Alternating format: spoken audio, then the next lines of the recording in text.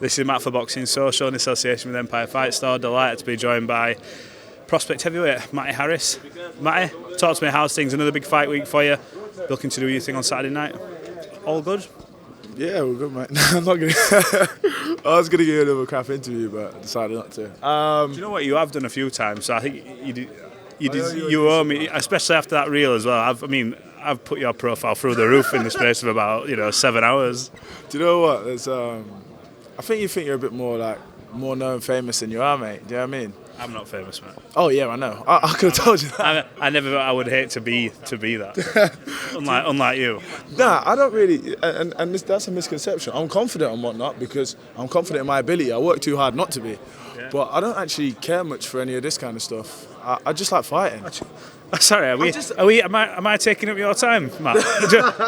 if you've got things to do, in the next 40 minutes, go on. There's a punch machine there. I know you didn't want to hurt yourself. Do you know what? With you, I don't mind. I got time for you, Matt. So I don't really mind. But yeah, I was gonna say this stuff's cool and whatnot, but it's never really been. It's just to me, it's just part of the job, isn't it? You just do it because you got to do it. It's not really. I don't really feel any type of way about it. But yeah, I suppose it's a good opportunity to showcase your personality and. How do you think you're coming off? I really don't know, bro. To be honest, for the most part. Yeah, for the most part, mate. I don't really care. You do a little bit. Well, look, we're here anyway. This is just part of Media Week. We've done many an interview, but you're looking forward to getting back in there and doing your thing. Another big occasion for you as well. Wasserman and Boxer working together to give you a big platform. You must be absolutely buzzing at such an early stage in your career. Do you know what? Absolutely. I've done two. I was absolutely gutted to obviously have my fight pulled last time, but I've been to 2 different fight weeks now and still not fought. So it's good to. As I say, hopefully, I'm all well, I'm all fit. Hopefully no one gets popped for no substances or anything like that. And we're all good to go. Because as I said, I've had an unfortunate past 6 months in between my last fight and now. Stuff outside of my control and maybe outside of other people's control as well. But it's been an unfortunate 6 months, but it's just good to be back in there and be ready to fight. Let's talk about that, because people forget that you turn up to fight week, you're ready, and then you get told last minute. I think even I found out maybe before you that this fight weren't happening, and that's really it's not the best of looks. And you don't seemingly get paid from that. There's no insurance policy that says if this event goes belly up because of X, Y, and Z reason, we'll still cover at least 50%. And you spent money on camp. How difficult and frustrating is that, knowing that you've put time and effort into getting yourself ready to peak, for it all to fall out a couple of days before? It's honestly, mate, it's absolutely gutting. I was so up for it, and it's not just that. As well as the money and whatnot, I'd put a lot of time and effort into that camp. Everything was right going into that fight, and as I said, it got pulled from right underneath my feet. It's not just the fact that, hold on, I thought I was Paulie Malignaggi. It's not. But yeah, sorry, mate, I got sidetracked. But yeah, obviously the money. Yeah, I'll go get out. No, don't worry. This should have been done then, wouldn't it? No, you're gonna stop with me, mate. No, but nah, it's the fact that. As I said, people don't understand this early on in my career, especially. I didn't have a long amateur background, so I'm not privy to the big signing on fees and the big money that these fighters get early on. As I said, I have to fight to keep going. You know what I mean? Yeah. I got to keep winning. So to then have it pulled from underneath, it's been a hard past few months. But we're here now. We're on the fight week. About to fight, about to get paid. So. That's what I was going to say. To me, this is just a job. Do you know what I mean? I love it. It's not like... It's a job that you enjoy though, mate. Come on. From the walk to the ring to doing what you do in the ring, you've always got a smile on your face, even in the ring, which is quite frightening really when you think about it, what you're actually doing. But, when you think people do 9 to 5s, and there's nothing wrong with that, but you get to do something you like, something you're good at, and you get, we say, spoils of war from it as well. You get paid from it.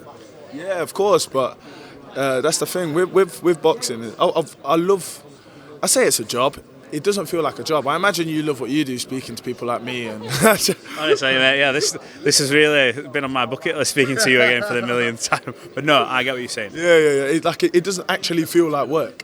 Like, I get to do what I want for a living. I've just turned 23. You know what I mean? Last Saturday. Thanks for the happy birthday message, by the way. That I never got. Probably in the post with my happy birthday message, wasn't it? Yeah, but yeah, that's true. Wait, when was your birthday? August. No, you said it was March. I didn't even know you were in March. You did? No, I didn't. You did. How did I know you? Because I think we'd done probably 2 interviews by then. Chris had put me on to you early on. I've interviewed you before then. Yeah, but I didn't know you that well. You see, you got to know me on the Newcastle Fight Week, and that was in April. That was when we became best friends. So yeah, best friends. So then you see how you disrespect me, man. You wonder why I give you bad interviews. No, you know what? It took me aback a bit. I'm a bit like feeling a bit hot and flustered now because of it all. Yeah, that was when we became best friends. And then on to the June fight where you were wearing the Matty Harris gear, Team Matty, woo, and that's where. Yeah, and you sent me one T-shirt, and that was Conor-Benn fight week where you didn't fight. Yeah, well, do you know what I mean? I appreciate the support anyway. Yeah. You're big. You made it clear you're a big fan of mine, and I appreciate that, bro. But let's just make this clear. You're very easy to speak to. I ain't a fan of anyone like you. This is my job, This is my job. I've got to speak to you. I don't have a choice, mate. No, obviously we get on, we talk, etc. We're on about fight cancellations, but you've had seasoning. You've been inspiring with the likes of Sparring Chisora, build up to a Tyson Fury fight. You've sparred some of the big names, so you may not have had the amateur pedigree coming into these, but you've had that. You've had them wars in the gym with people who have been there, seen it, and done it. Yeah, absolutely, and that kind of puts me in good stead, really. Definitely lets me know, especially early on. Sorry, I didn't want to burp in your face. But especially early on with them, what do you call it? Like these opponents early on, I should really be getting out there. But especially with me, with my experience, going in with people like that, early on, you're not going to be able to compete technically. So it really showed me how tough I was. Yeah. And it really confirmed for me how much I really want this. On top of that, then obviously, as the years have gone by, I've got a lot technically better and things are coming together better and better and better. Until eventually we go all the way to world titles. So, but yeah, I was going to say, putting me in with people like that. And that's why I was so gutted with my last fight, December 2nd, because everything was perfect for that fight. I'd just done 5 weeks sparring, which is all right, down in Finchley. I think I might actually have to leave you in a sec. But 1 second. Oh no. This is nothing. You carry on. All right. Well, do you want me to wait till he's finished speaking? Or? No. Oh, okay. Well, yeah, I was going to say, I'd had absolutely, a great camp. I was fit, ready. I'd done the sparring. Yeah. We had a great sparring. He's preparing for a world title fight, so regardless of what people think of him, he's still preparing to fight for a world title. And it was a great camp. And then the week of, I come down ill. I was ill the week before as well, but I kind of just kept going, pushing, and then eventually I just broke. And which actually was very disappointing because I felt like on that occasion my body let me down. Yeah. And that was absolutely gutted because my mind and I was ready to fight. And it was my coach that had to pull me out on the day of the weigh-ins. Because, to be honest, I needed the money so I was going to fight anyway. But I was throwing up outside on the morning of the weigh-ins. It was the migraines that were the bad thing. The only reason he pulled me from the fight was because of the migraines. If it was anything else, he'd let me fight, to be honest. Yeah. But it was the migraines that were awful, bro. Like, I couldn't even open my eyes. I was sat in the room all day in dark. Like, it was bad. That'd have been one grim ring walk the way you do it. Ain't nobody, and you're like this. Ain't nobody. Turn the lights down.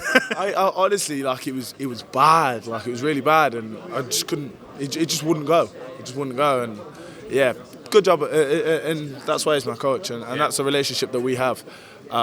He knows that I will push myself to the very limits, but it's his job to kind of say when, all right, mate, yes, that's enough's enough. Let's come on to Edwin. So we speak to Edwin most fight weeks. You two seem to have a really good relationship, not just trainer-coach, but he seems to actually want to look after you and give you advice, not just you clock in, clock out. How important has he been for your development and to where you are sort of this early on in your career? Massively. Obviously, I've got my own dad as well, but he's like a second dad. Obviously, I love my actual dad, just in case he's watching.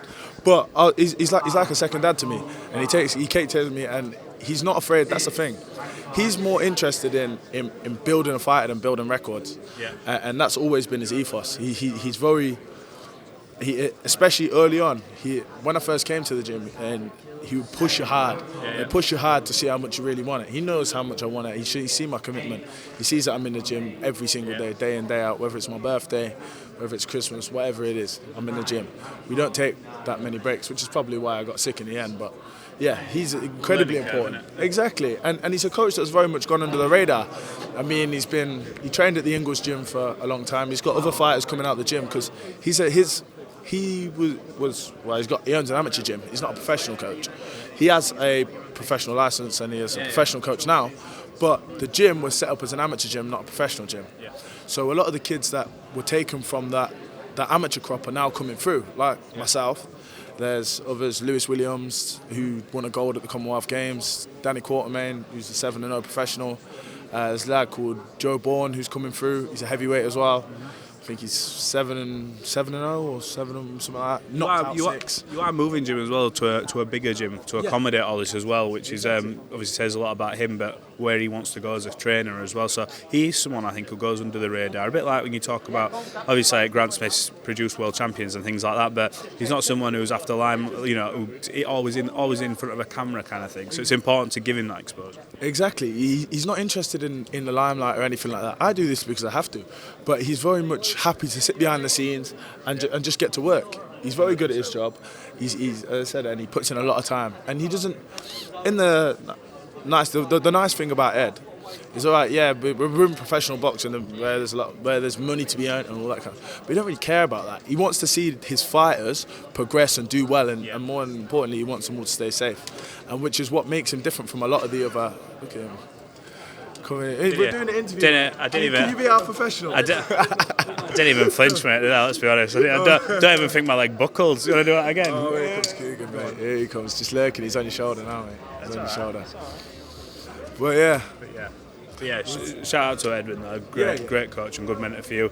Look, have you got a message for people who maybe haven't seen you fight, who are tuning in this weekend? No, before you do that, you got a prediction for the main event? Liam Smith, Chris Eubank Jr. What's your thoughts? Well, me and Eubank are both Wasserman. I'm Team Wasserman. So who do you think wins? You let me finish, mate. I'm taking this mic. I'm Team Wasserman. We're all part of the same team. Me, Eubank, obviously the Sauerland brothers. So let's go Team Wasserman. I'm backing Eubank to get the victory by... I feel like Liam Smith's a very hard man, isn't he? I would like to say stoppage, but... Do you know what? I'm going to back him all the way. Eubank by stoppage or points. Late stoppage or points. I'm doing it now, mate. Now go on, Karen. Thank you, mate. Let's not forget who's interviewing here, mate. Right, you got a message to people who haven't seen you fight. Let's get back to what I was saying. Who haven't seen you fight, you have produced highlight reel knockouts. So have you got a message to them and to why they should tune in to watch Matty Harris this Saturday? Well, I'm a heavyweight. I'm very big. Very fast, hit very hard. That's the thing. I feel like I've been hit by a lot of heavyweights. Yeah, like this isn't even me being an idiot. I've been hit by a lot of heavyweights, and a lot of these heavy hitters don't actually hit that hard. Like I'm being serious. This could come back to bite you in the ass, couldn't it, later down the line? Yeah, maybe. I suppose it's different in 16-ounce gloves, but I try not to wear headgear a lot of the time. I don't like it, so I've taken a lot of shots from a lot of these heavyweights. I don't actually think too many of them hit that hard. There's not really anyone that has one-touch knockout power like me. So, and that, it is no secret, I do hit very hard. Anyone that would have stepped in the ring with me or said me or been inspiring would be able to tell you that I hit hard.